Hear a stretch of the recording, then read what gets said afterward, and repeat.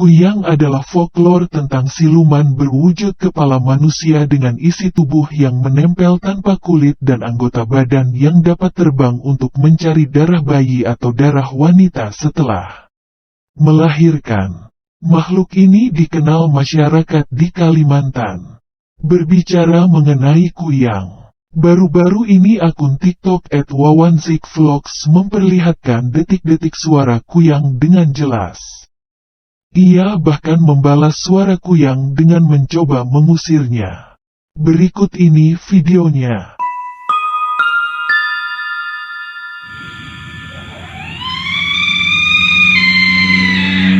Hei, pergi. Nangis kat sini buat apa?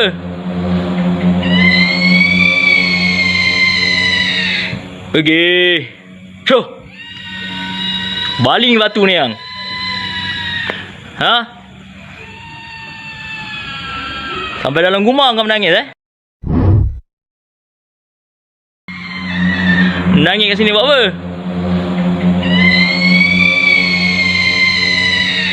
Pergi. Syuh.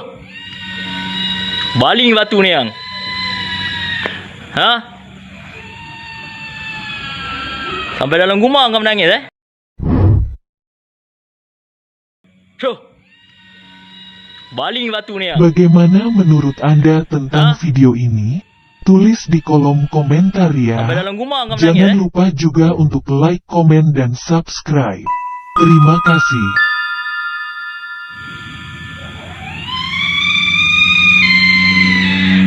Hei. Pergi. Nangis kat sini buat apa?